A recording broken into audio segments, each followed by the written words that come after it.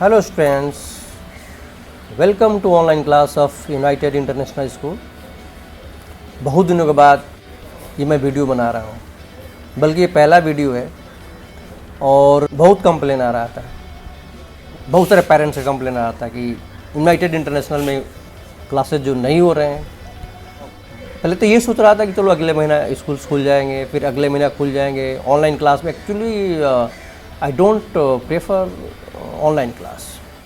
जो क्लास में मज़ा होता है, जो क्लास में जिस तरह से पढ़ाया जाता है, जिस तरह से एक्सप्लेन किया जाता है, जिस तरह से सब कंसेप्ट को क्लियर किया जाता है, और टीचर्स को चले जाने के बाद जिस तरह से स्टूडेंट्स जो है आपस में डिस्कस करते हैं, कंप्लेन करते हैं, कंसेप्ट को क्लियर करते हैं, वो ऑनलाइन क्लास में नहीं हो पाता है। क्योंकि कभी कभी वीडियो प्रॉब्लम, ऑडियो प्रॉब्लम्स, और एटलीस्ट हाफ पॉपुलेशन जो है गांव में रहता है।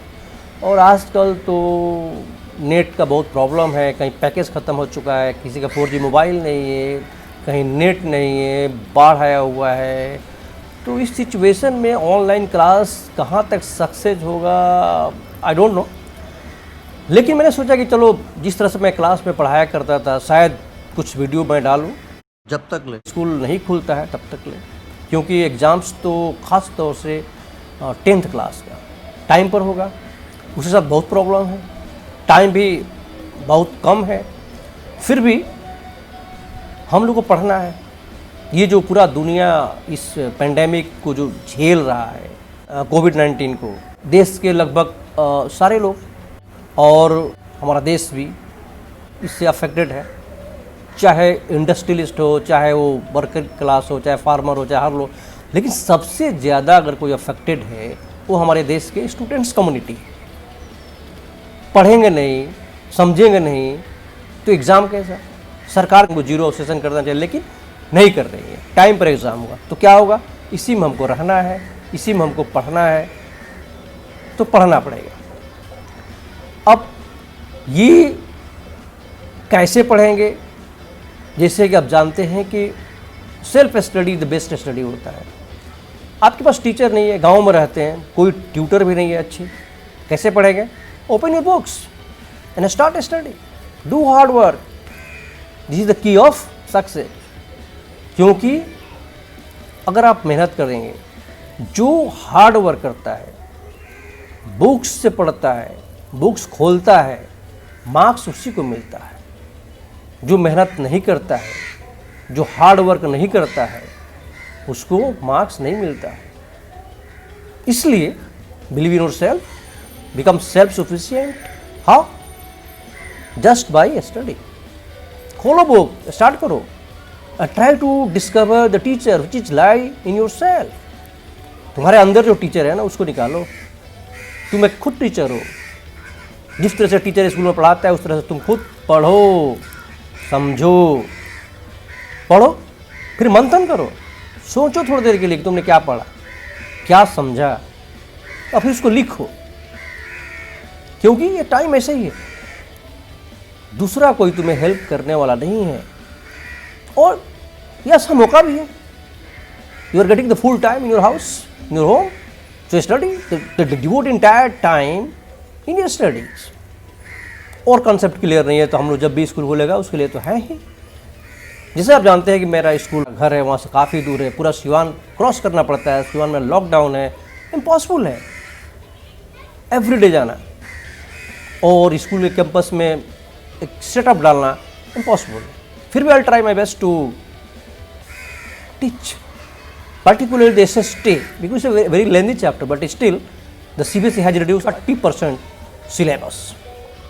And I got some complaint from some students that they don't know about the reduction of the syllabus. So this is the history books, and in history the syllabus has been reduced. Let me tell you, before there are so many chapters, but now only 4 chapters in 10th class.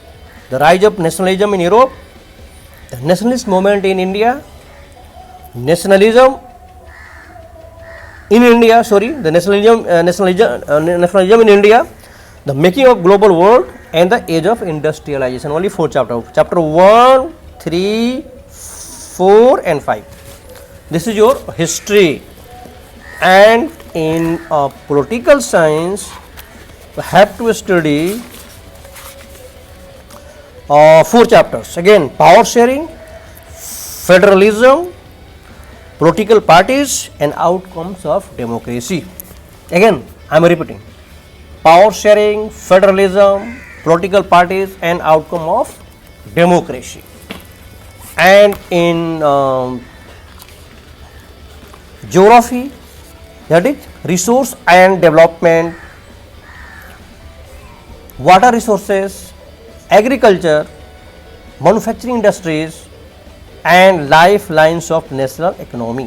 इसमें क्या है कि कुछ हमें पढ़ना है, सिर्फ 2 chapter में सिर्फ मैप आएंगे, वो आएंगे मिनरल्स एंड एनर्जी रिसोर्सेज में सिर्फ मैप आएगा और वाटर रिसोर्सेज में मैप आएगा। बाकी chapter 1 resources and development, chapter 4 agriculture, chapter 6 manufacturing industries and chapter 7 life line of national economy. ये इससे तुम्हारे क्वेश्चन आंसर आएंगे, बाकी 2 चैप्टर से सिर्फ मैप आएंगे। ये है तुम्हारा ज्योग्राफी। और ये तुम्हारा इकोनॉमिक्स है। इकोनॉमिक्स में क्या आएंगे?